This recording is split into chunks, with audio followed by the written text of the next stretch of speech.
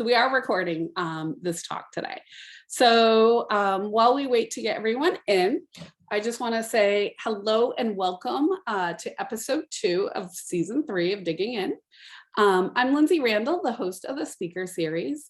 And Digging In is a series of live presentation with scholars from around the country, co-sponsored by the Robert S. Peabody Institute of Archaeology and the Massachusetts Archaeological Society. We are going to begin with a land acknowledgement for the land that the Peabody Institute and its school Phillips Academy are on. Phillips Academy occupies the land of the Pennacook and Pawtucket peoples and the lands of the contemporary Abenaki, Massachusetts, Wampanoag, Wabanaki, Pokanoket, Nipmuc nations. We honor all Indigenous people who are here now, have been here for time immemorial, and will be here in the future. We acknowledge Indigenous genocide and the continued oppression of Native peoples, voices, cultures, and spiritualities. We understand how education has been used by settler institutions in the attempted erasure of Indigenous people, and we commit to interrogating the histories of and our complicity in colonization, centering Native voices and communities and dismantling the ongoing legacies of settler colonialism at Phillips Academy and beyond. So join us every other Wednesday at 1:30 p.m. Eastern Standard Time through December for our presentations for season 3. For a schedule of dates and presenters, please visit us at peabody.andover.edu or at the Massachusetts Archaeological Society's Facebook page. And if you're enjoying our program, consider expanding your impact by becoming a member of the Massachusetts Archaeological Society. And we are able to bring you outstanding programming through the support of viewers like you. And we would like to give a special welcome to all our friends from Salem who are watching, in particular, our friends over at Salem Historical Society. So today we are very excited to welcome Rachel Meyer. Rachel Meyer is a stone conservator who works on gravestones in many of the earliest established burying grounds in Massachusetts. She currently co-runs EPIC, but I always pronounce it EPOC, preservation with her partner, Joshua Gerloff. And together they repair gravestones from the 17th century to the present. Their work includes ongoing projects in such places such as Salem, Ipswich, Newbury, and Rebecca Nurse Homestead Cemetery in Danvers, Massachusetts, and the Rumney Marsh Cemetery in Revere, as well as places up in Lake Somersworth, New Hampshire. Rachel's goal is to make the conservation of gravestones an approachable and easy to understand topic by posting about their projects on Facebook. And you can find them on Facebook at Epic Preservation and through their website at epicpreservation.com. And during and at the conclusion of the talk, viewers are able to submit questions directly to me via the Q&A function at the bottom of your Zoom screen. And we will then give our speaker time to answer as many questions as they can, with the understanding they might not get to all of them. So welcome, Rachel, and thank you for joining us. And you're down the street from me, so. I am. You don't get enough of me, huh? Yes, we do live on the same town, and my street is off her street, so we're a little close. Well, Thank you so much, Lindsay. And I can't say how important it is to recognize the Indigenous people that shared the land that you inhabit now. I'm really moved by that addition to your introduction. I think it's wonderful. Yes.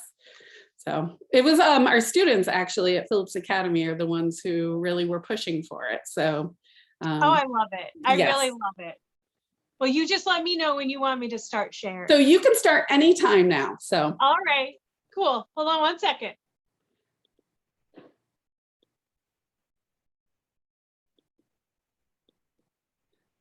So, yeah. You're gonna get there eventually. And yes, Rachel is going to disappear slightly because she can't share her screen and have her video on at the same time because she is having to do this via her phone. So we really appreciate her doing this. I am. So, wow, this is great. If I seem overly enthusiastic, it's because I'm so excited about this project. This is a project that I have wanted to do for years. It started actually when I was working for the cemetery department for the Salem DPW, and I wasn't able to finish it then because I was working on my own, and it's really a multi-person project, and I just couldn't let it go. So I really have to give a big shout out to the Salem Cemetery Commission and the DPW and the mayor and everybody else who's sort of, made this project happen for me, because I don't think they understand how important it is to me. So I want to start our talk by talking about Howard Street Cemetery in general. So Howard Street Cemetery is a 2.5 acre burial site. It's located next to the old jail in Salem, in the area where it's said Giles Corey was pressed to death during the witch trials of 1692. Of course, at that time, it was just a field. It was established in 1801. Originally, the cemetery was known as the Branch Street Cemetery.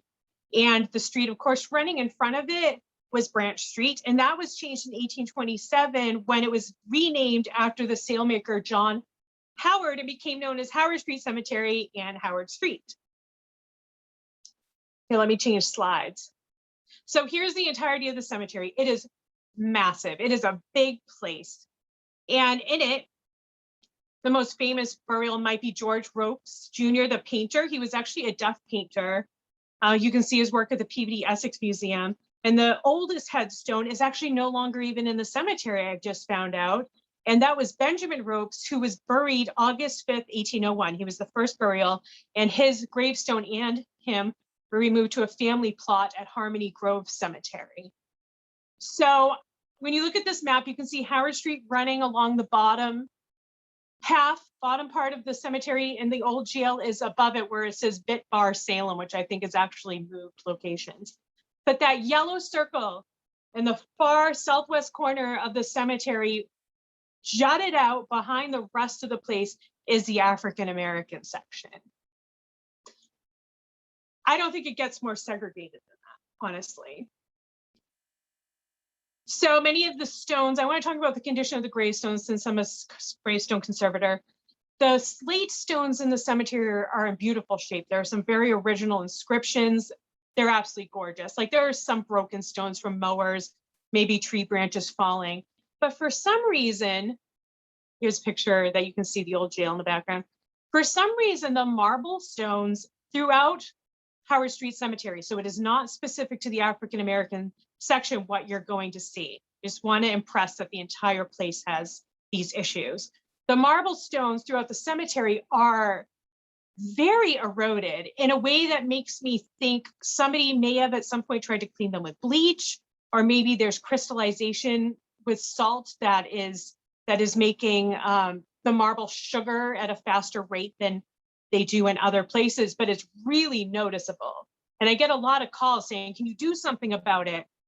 Really the only thing, and I heard I can zoom, hold on, let me zoom in.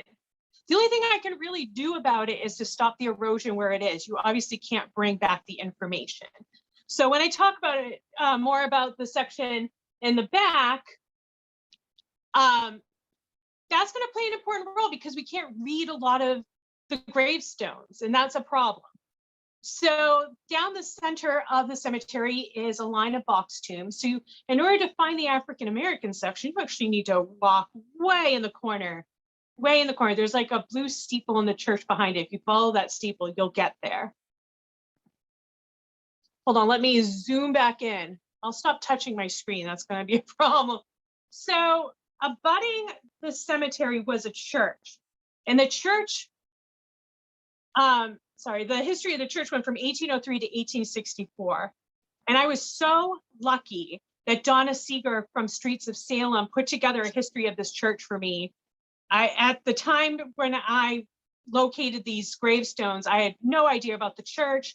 I had no idea when I found out about it, where it was located, and she did all of the legwork with the history of Howard Street Church. So I want to give her all the credit for that. So Howard Street Church, if you look at the aqua circle, I sort of oriented it wrong. Now Howard Street's at the top and the jail would be on the bottom.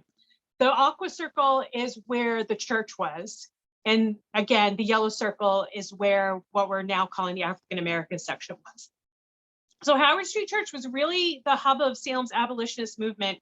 From the beginning of the church, African American people were welcomed. The church actually had a Black deacon named Israel Freeman. And one of the pastors of the church, Charles Torrey, went down south to become a conductor on the Underground Railroad. He facilitated the freedom of 400 enslaved people, and he died of consumption in a Baltimore jail. That's astounding to me. That, like, I get goosebumps telling you that. So it was also the Salem Female Anti-Slavery Society occasionally met there. They mostly met at the Lyceum, which actually is just a stone's throw away. You can see the Lyceum from the back of the burying ground. The church fasted, they took collections, they had well-publicized services for the end of slavery. But unfortunately, in 1864, the church was dissolved. Everything was auctioned off, and I have the notice for the auction. This is courtesy of Donna. Everything was auctioned off. The parts of the church were also given away, and it was moved to Beverly. So there was a church in Beverly that utilized the parts of the church that was in Salem.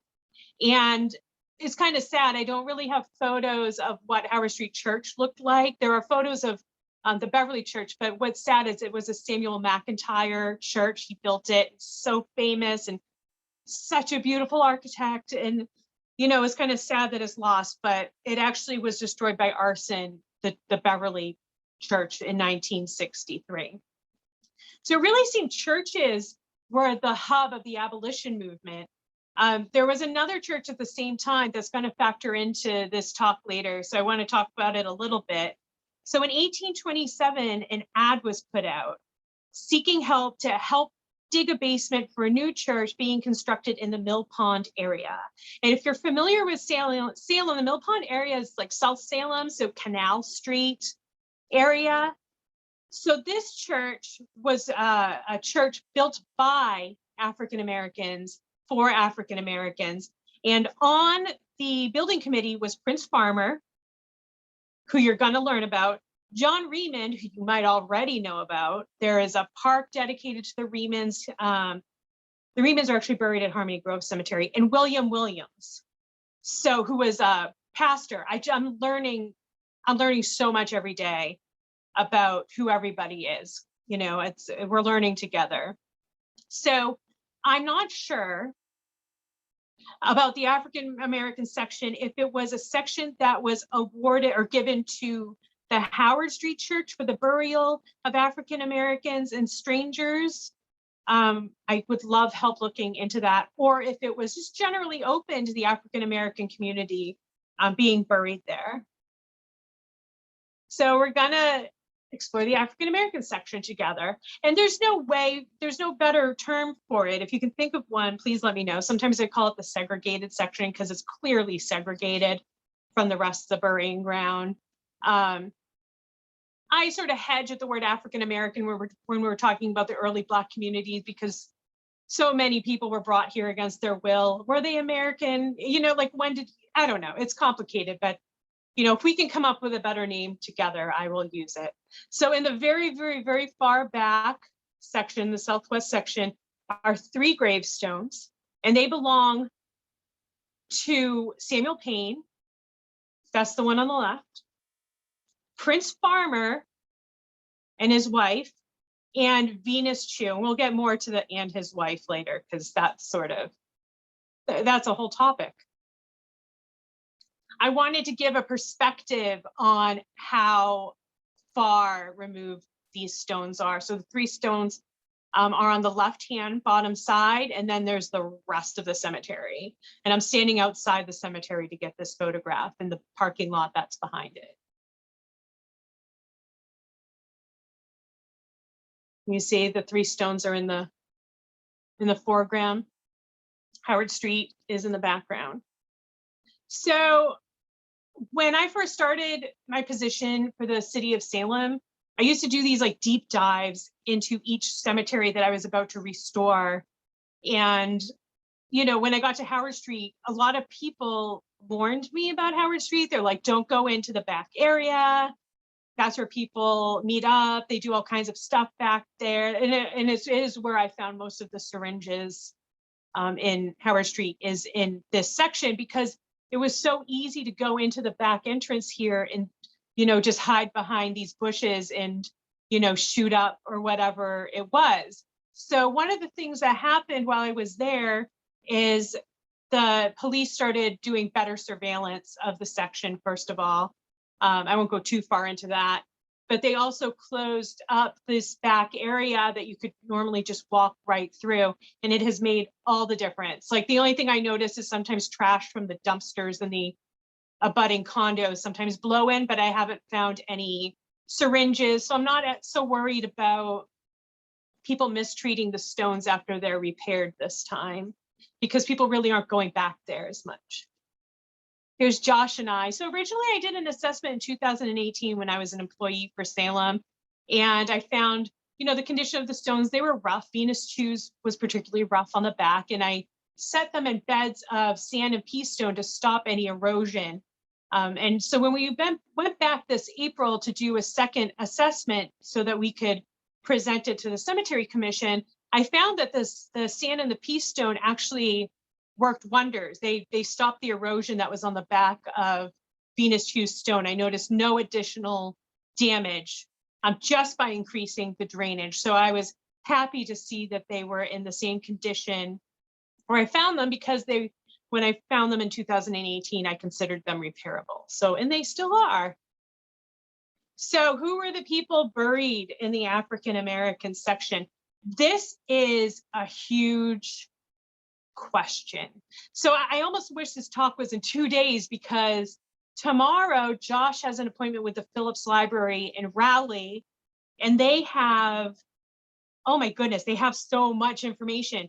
They have a list of inscriptions that were taken in the 1940s that I didn't know existed. So possibly a time when these gravestones were still standing up and could be read. They have a directory of members of the Howard Street Church, so we can get a better idea if the people buried here were from Howard Street Church. So you're going to have to check in on my Facebook, on the Epic Facebook, to find out what we learned at the Phillips Library tomorrow, because it's going to be a little bit different of a conversation than we're having today, because we're going to know more names. I've already found one name that isn't represented in this talk. So the first person buried that I want to talk about is Venus Chew, and we have a lot to learn from her story. So Venus Chew, her stone literally says Venus T. Chew died December 31, 1852, aged 73. She's from a very, very prominent family. She self-reports as mulatto.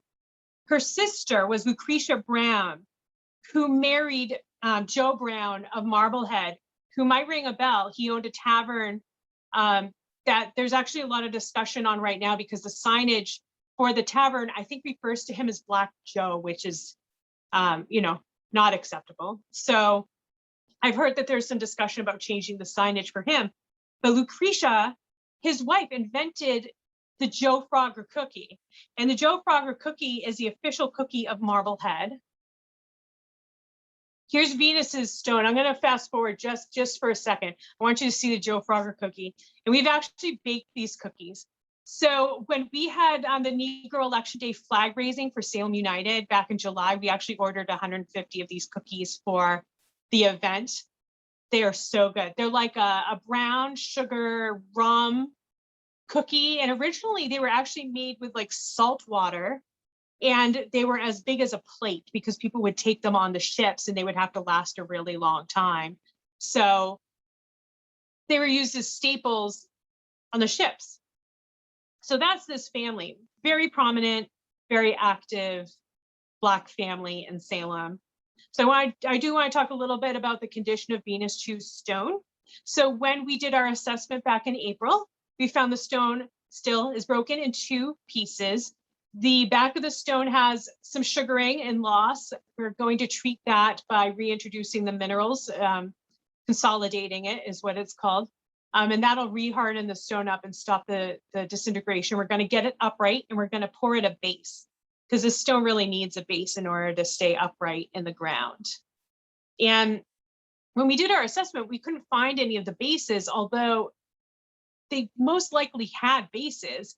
So I'm wondering if some of the material was removed, or if it's just somewhere that we didn't search for it, but we were pretty thorough. So here's the sand and pea stone that we buried it in. I just wanted to give you an idea that it was really only like 4 inches of sand and pea stone, but it really made all the difference in stopping the erosion during the time when I couldn't fix it. So I want to get into Venus Chew a little bit more in depth. Her life was hard. I mean, it was a complicated life. You might be aware of this house. It's at 198 North Street, and it actually has a plaque on it. Here it is today. I just drove by the other day. It's adorable. It has a plaque on it to Henry Chew, a free man of color, mariner. The house was built circa 1834. It is a beautiful house. And I would love to say, you know, Venus and Henry lived together in this house and they were happy as could be, but that's not the case. So I found in the back of city directories, there is actually a list of Black people in the community. They listed everybody. And I noticed that they listed Henry Chew as living at 198 North Street, and they've listed Venus Chew at living at 18 Lemon Street. And I was very confused by that until I came across a Superior Court, Massachusetts Superior Court case from 1841 that absolutely broke my heart. So in this case, Caleb M. Ames versus Henry Chew and trustee, and really this is about the trustee, not about Henry Chew. We learned that Venus and Henry intermarried in 1802. And I'm wondering why they used the word intermarried, and if it was because she was identified as mulatto. So that's a question. So they married in 1802. They separated in 1820. Remained separated and lived separately until 1837, 1838. So mind you, that was 17, 18 years that they lived separately. Venus was supporting herself. I don't know what her work was, but since, you know, she had siblings who were cooks, I'm sure she had these sort of skills. I'm just guessing. In 1837-8, they actually moved back in together. And then we find this court case from 1841. So the story of this court case is Venus's money from when she was separated from Henry Chew that she earned herself, she put in the bank herself. He never touched this account. He never withdrew money from this account. This was not his money. Can this money be taken by his creditors? Sadly, the answer was yes. So in 1841, Venus got a divorce from Bed and Board in December for cruel treatment received by Henry Chew toward her on September 13th, 1841. On September 17th, Henry put out an ad in the Salem Gazette. And there's something about this ad that just echoes the sort of ads that you would place for a runaway enslaved human being. And so the ad basically forbids all persons to harbor Venus and to trust Venus on his account, right? This was absolutely her bank account. So then on October 1st, he sends a letter to the Salem Institution for Savings saying, this is my money. I want you to take it out and I want you to give it to Caleb M. Ames, my creditor. And so at which point it ends up in Superior Court, and the court decides, even though they were divorced, you know, as of the court case, because they were only legally separated, even though this was her money that she earned out of hard work and put in herself, and very much the bank account was in her name, the creditors could take her money, which amounted to something around what would be today about $1,500. But I mean, how? I really hope that she had money stuffed away somewhere. So this is both a story of, you know, how we stuff people in the back of cemeteries because of their skin color, but also how women were treated at the time. So when we excavated Venus Chew stone, we found some fragments of other headstones, and it doesn't have a lot of information. It just, if you look really closely, you can see the word aged on the bottom part of the stone, but no information, no name, no date, no nothing. So we don't know whose fragments these did belong to, but it is evidence that there are other gravestones in the section, which I now know to be absolutely 100% true. There are definitely other burials in this section, and we're going to have to put that information together and maybe at some point put up a historical plaque for those that are in unmarked graves, because I have a feeling there are quite a few. So this is just her, this is her inscription. It's very straightforward. So let's talk about Prince Farmer, because Prince Farmer is possibly the more famous of all three of these burials. He was a known abolitionist. And there was, of course, talk that Henry Chew was an abolitionist as well, and his house was on the Underground Railroad. Prince Farmer, where he lived, was absolutely on the Underground Railroad. So his inscription is Prince Farmer died May 12th, 1852, age 64. So let's talk about how women were treated. Also, his wife, she died about 20 years later. Her name was Mary Farmer. These are her dates, 1797, 1876. And she was the daughter of James and Rhoda Peach Black, who were immigrants from Nova Scotia. I haven't looked into her census records yet. I'm just sort of starting to dig in. So I don't really know her story in full, but I hope to know it the next time we talk. So here's Prince's stone. One of the things that makes Prince's stone different is it's actually broken at the ground. The bottom piece is in the ground firmly. So it actually just, the top piece, we need to straighten it out. The top piece just needs to be mortared back onto the bottom piece. But people always ask me, are you sure these stones weren't meant to be on the ground? So I just want to use this as evidence that no, they were definitely not meant to be on the ground. The stone was upright. One of the things that is different also about Prince's stone is that there's black spray paint on the back of it, which has faded, or somebody tried to remove it at some point, but you can barely see it. Here it is if it were standing up right now. It clearly also needs to be straightened up. There's a little piece missing that we're gonna have to infill, but it's all there. I'm not worried about Prince's stone at all. See, it's just leaning and we can fix it. So Prince was had an oyster business. He was, first of all, a cook on ships. He was a cook on the vessel George. He cooked for the first luxury yacht, Cleopatra's Barge. He had this oyster business that was on Derby Street. Apparently, Nathaniel Hawthorne was one of his regular customers. I feel like we're always playing like 6 Degrees of Nathaniel Hawthorne. Like, how did he know him? In his house, well, I wouldn't call it his house. The house he lived in is 18 Crombie Street. 18 Crombie Street has its own really interesting history. It was originally moved to this location, and I don't know from where, in 1830. And it was owned by William Pike.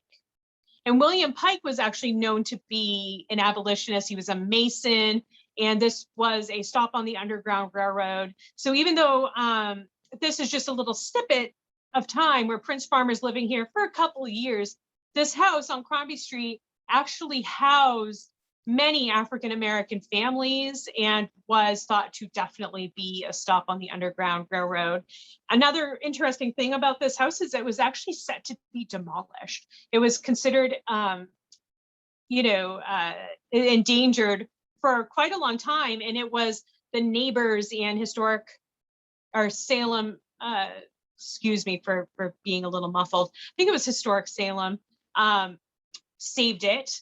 And it was the very first house, the historic house project, I'm going to get there, that Habitat for Humanity took on. So this is actually a Habitat for Humanity project. And this is what it looks like today.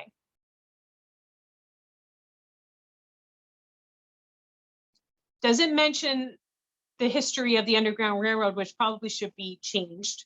But the plaque does talk about William Pike, who owned it. He himself was an abolitionist. Moved in 1831, I guess. So the last person, and the person I know the least about, is Samuel Payne. I would love to know more about him. Samuel was born in Virginia. So I'm assuming that he came from a slave background, whether his parents were enslaved or something like that. I wish I knew. I wish I could tell you that right now. But he was the only one born outside of Massachusetts. Prince was born in Danvers. Venus was born in Salem. So Samuel is listed sometimes as a trader. He's sometimes listed as a grocer, sometimes a laborer, and he lived at 59 Broad Street 59 Summer Street, which overlooks Broad Street Cemetery. I believe that this whole neighborhood was ethnically African American at the time. There were some pretty offensive names that people called it. So yeah. So he left behind his wife Phoebe and also 2 small children living at home. And I do wish I knew more about him, but he has the most interesting gravestone. I will tell you that. So Samuel, it says Samuel, his last name is missing, died May 17, 1851, aged 43. And he has an inscription that was very, very, very hard to read, but people on our page are somehow miracle workers and they were able to figure it out. So it is a Bible verse. For I know that my Redeemer liveth, and that he shall stand at the latter day upon the earth. And though after my skin worms destroy this body, yet in my flesh shall I see God. Here's his stone. It is probably in the worst condition of all 3. It's in 3 pieces. There's a lot of sugaring along the cracks, so we're going to have to treat that. If you look at the photo on the right, at the very bottom, it's notched in on the bottom. That is how a stone is carved when it fits into a base. So it may have fit into a base and the base has been removed, or maybe it was just carved in that way and just set into the ground. Either way, we're going to pour a base work because it needs one in order to stay standing up.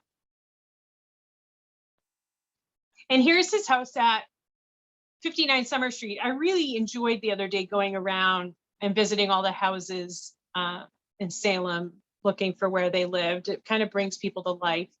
I believe he actually owned his house. I think that that is quite impressive. So unknown burials, we know there are a few. I'm already finding some.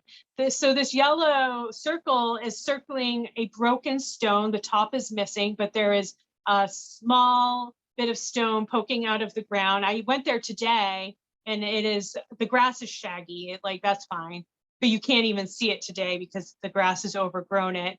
So apart from the fragments we found on our Venuses, there's this broken piece. And there's also some mention that in this 1940s list of inscriptions that we're going to read tomorrow, there are other African-American people buried in quote unquote the southwest corner, which they're referring, so throughout history, this is referred to as a southwest corner. It's not referred to as anything else really.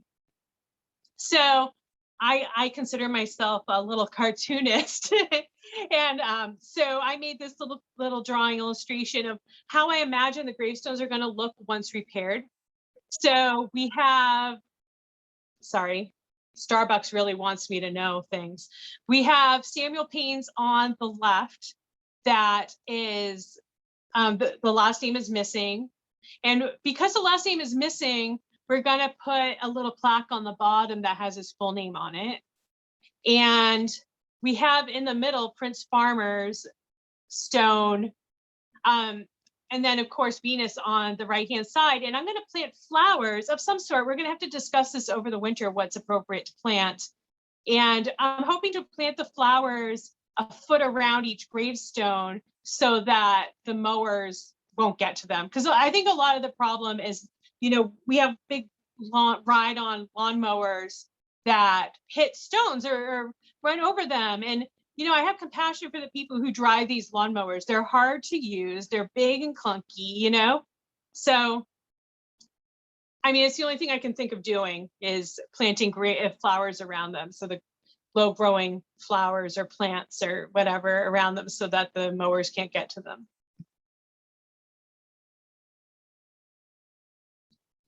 Hold on one second. For some reason, I got kicked out. So yeah, repairs start September 1st, 2021. Stay tuned to Epic Preservation on Facebook and Instagram. We're going to keep posting about what we find while doing our repairs. So I do want you to understand this is a project that is, ongoing. And just sort of like the Howard Street Church used to do, I think that having a call to action at the end of our presentation is extremely appropriate. So our first call to action is, I would love it if you all participated. There's a lot of history that needs to be researched, first of all. There are gravestones all around this section who would be really cool, the ones that we could read, and there are a lot that we can't. I don't want to give you false hope here. That, you know, if somebody wanted to research the gravestones around these three, that would be fantastic.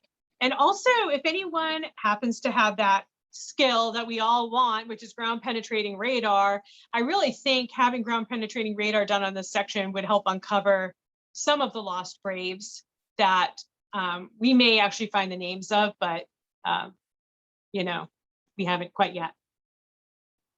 So also there's this bill that's in the House. It passed the Senate with flying colors, and it's HR 1179, the African American Burial Grounds Network Act. And it is to allot resources to the Secretary of the Interior, the National Parks, to study African American burying grounds, give them resources, help them teach the public, and to document them and map them. So, you know, if there was something for you to follow, it would be this bill. And I'm not quite sure where it is in the House, but it wouldn't hurt to call your representatives and just say, hey, I support HR 1179. I think it's important to document and take seriously African American burying grounds. Here's the bill itself. The bill directs the Department of Interior to establish U.S. African American Burial Grounds Network within the National Park Service.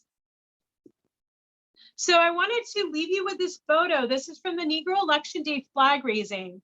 Salem United had this event in the beginning of July, and I am involved with their organization. It's the first time that the Black Heritage flag is flown in Salem, and it was such a beautiful day. The governor came out.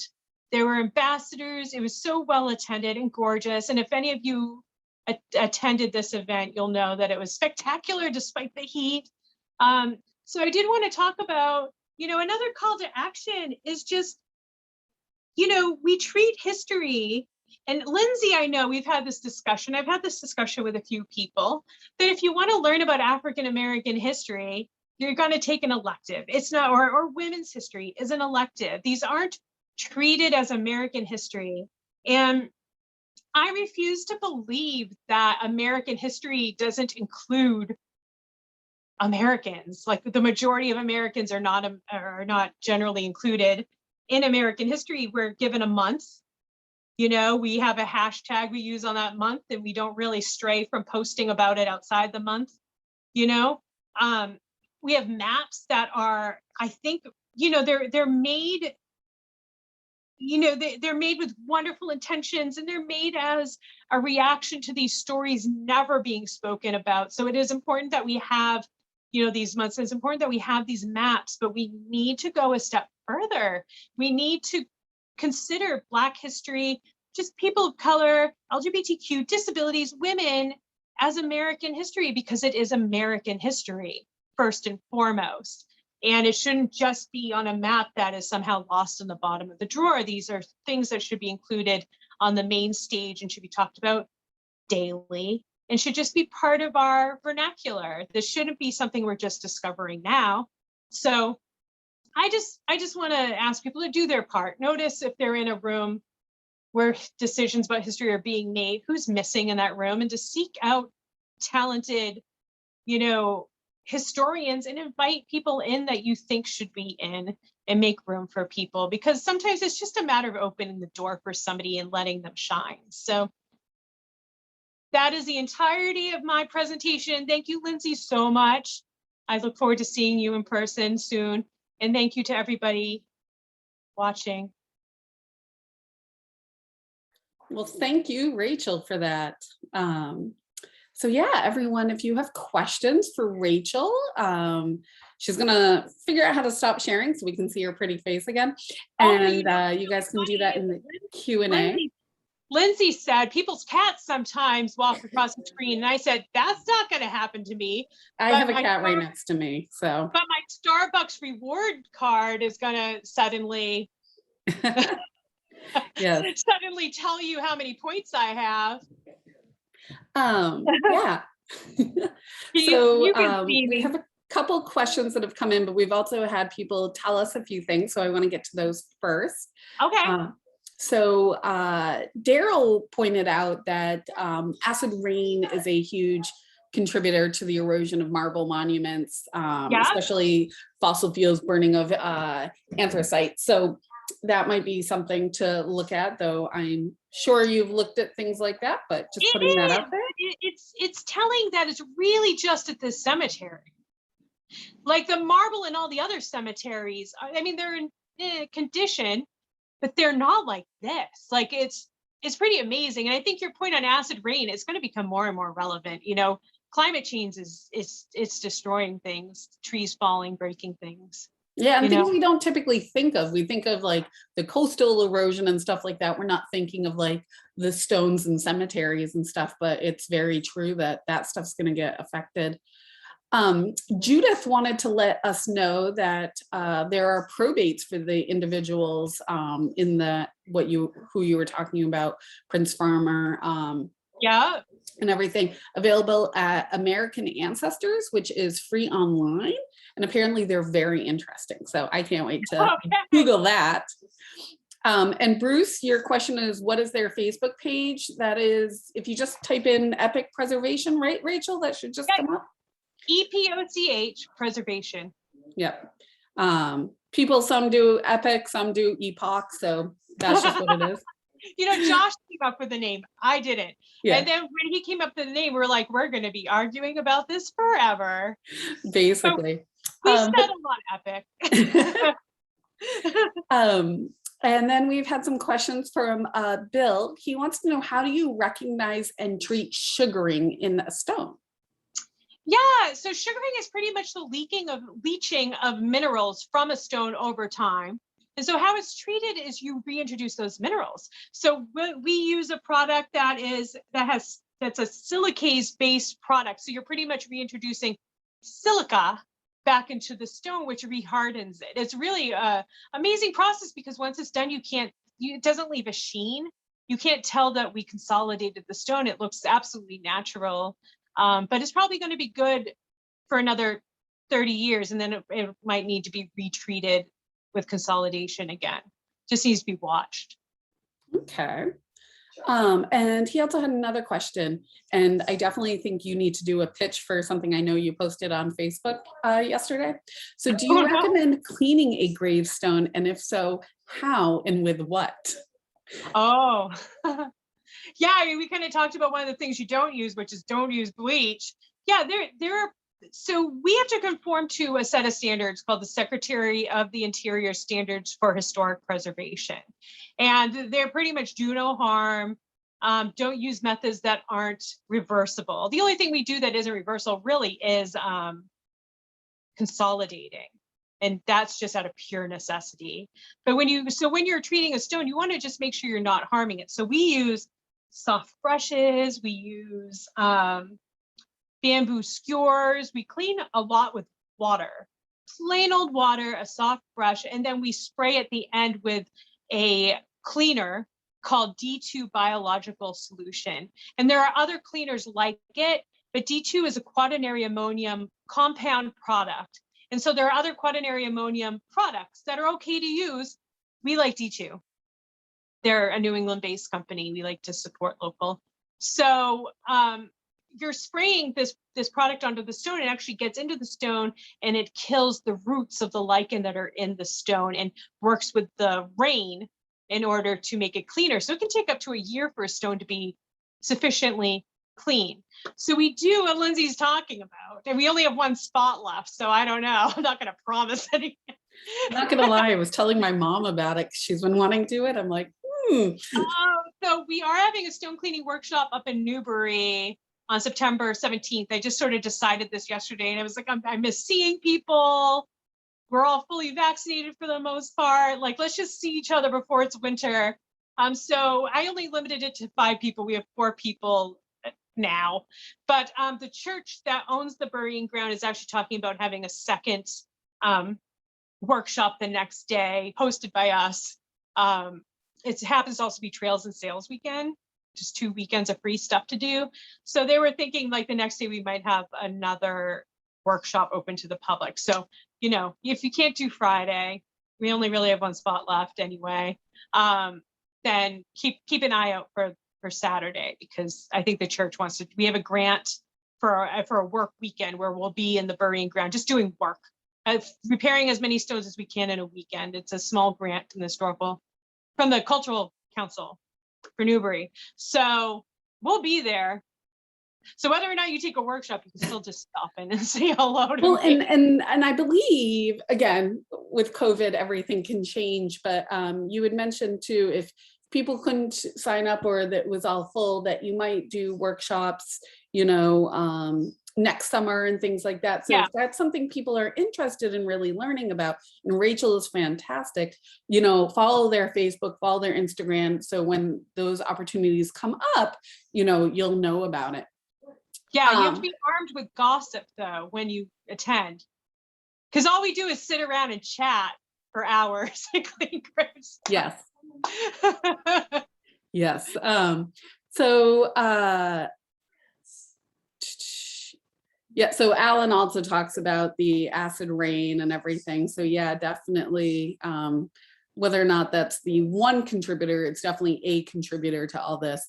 And then Claire, thank you for sending this. Claire, who's also one of the MAS trustees along with me, she's mentioning that she works at Historic Deerfield, and that they had Debbie Serbian, I'm sorry if I'm totally butchering that name, from the USDA, Tollins, Connecticut, and Maggie Payne from USDA Wareham, Mass.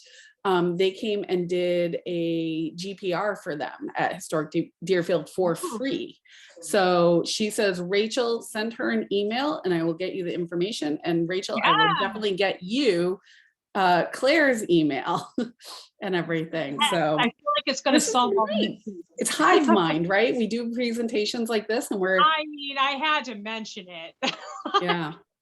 If you don't ask, no one's going to help you. Exactly.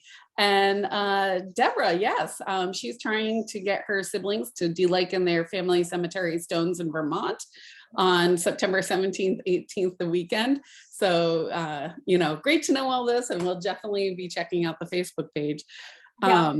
So with that looks like all our questions and everything. So thank you everyone for calling in, and thank you Rachel again for doing this. This was awesome, and everything. And I'm sorry not everyone gets to hang out with Rachel like I do. And again, not so much with COVID, but town meeting, gotta love it. But all the same, we're a handful. Yes. We're the most exciting corner of town meeting if you're looking for people to sit with. Exactly. Come to our area.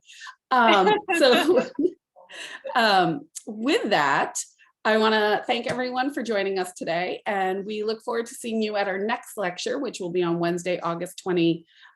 Sorry, not August 25th. Totally messed that one up. It's September, and now I, clearly didn't update my thing. So September 8th. And we'll be joined by Jocelyn Lee, who will be speaking about the archaeology of the Chinese diaspora. So, and again, we rely on support of viewers like you, so consider supporting our outreach by becoming a member of the Massachusetts Archaeological Society. So again, thank you everyone. This was, awesome to have you guys join us, and, thank you, Rachel. So yes, thank you, Lindsay. Thank you. You're just amazing. You're amazing to have this place for people to talk about their projects. That's so valuable. Well, we love it. And we love that it's sort of everyone's in their own house, and we have cats and kids and everyone walking by. I know. It's not a stuffy presentation. I have no Starbucks points because they flashed us. Yeah, so apparently something from Starbucks just came out, everyone. So why don't you go check that out? So with that, have a great day, everyone. Thank you guys. Nice seeing you all.